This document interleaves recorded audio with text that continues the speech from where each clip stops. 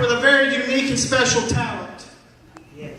And the most loneliest thing in the world is not being without somebody. The most loneliest thing in the world is not knowing who you are. That's right.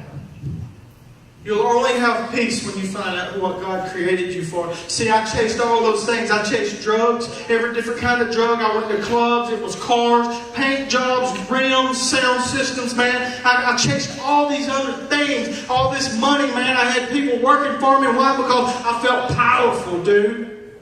Man, I ain't got to fight you no more. I put 5 dudes on you. I felt powerful because I was trying to fill this void that was in my life. A thing called love that was not there, man. I had a bunch of hate in my life because of my childhood, and I was searching for love.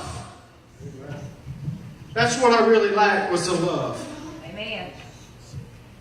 And I tried to use all these other things to put it in my life. If somebody, y'all want to play some music, I got one story, short, couple of minutes, and I'm done. I didn't know I was going to tell all that. I just let God do it. Amen. I want to tell you this story, and you can look this up on the internet. There's a story. This rich, they capture a lion out of the bush in Africa. And they bring him to a zoo in San Diego, California. They put this lion in this cage. And all day long, this lion in this cage, he walks 12 steps in this direction. And he'll walk 12 steps in that direction. He could walk 12 steps in that direction. And he could walk 12 steps in that direction. That was his home. There was a very wealthy man that went to the zoo, and he was standing there looking inside this cage, looking at this lion, and his heart began to be totally melted, broke. He's like, this animal is supposed to be free. So he gets this idea. He says, I'm going to buy this animal, and I'm going to return it back to his home so that he can be free. So he goes up to the people that own the zoo, and he says, sir, I want to buy the lion. And the dude says, sir, the lion is not for sale. He says, sir, everything is for sale. So they give this guy a stupid price, and the guy pulls his checkbook out and writes this stupid, crazy check, and he purchases the lion.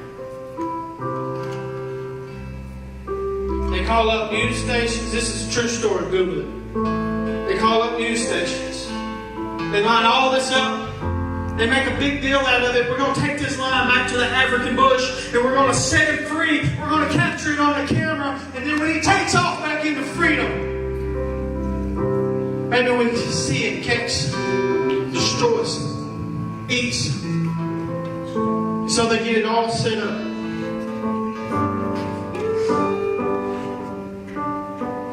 Everybody's there.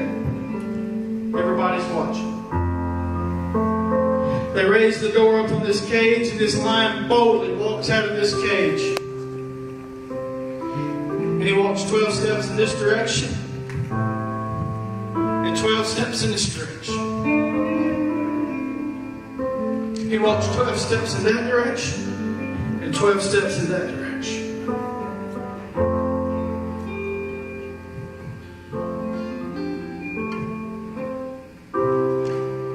You were bought, and you were paid for. God's brought you to Joppa tonight. He's brought you home. He's trying to return you, and He is trying to set you free.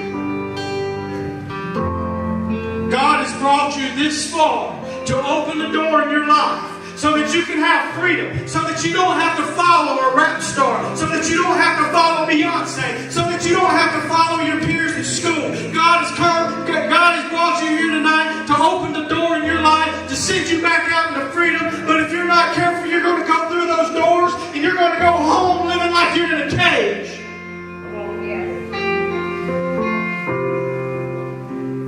I'm going to ask you guys the same thing that I was asked. And I know there's probably some kids in here tonight that is ashamed because mom and dad's in here. And you cannot be ashamed, man. I did this in a jail cell, man, with all these people in here cussing me and telling me I was a sissy, but it was a lot stronger words than that, man. And they're making fun of me, man. Listen, it's okay if mama don't know. It's okay if daddy don't know, because I promise you that mama wants to know her daughter or her son. Mom and daddy want to know their daughter or son is in the arms of God. So I want to ask you the same thing that I was asked 6 years ago. Is there anybody in this room that would like to Jesus Christ to be Lord over their life? My next question is there anybody in this room that wants Jesus Christ to take some bondage away from them? What bondage are you in? Because I can tell you where it's going to lead. I just told you where some of it leads. But all of it leads to the same place. It all has a different name with the same destination.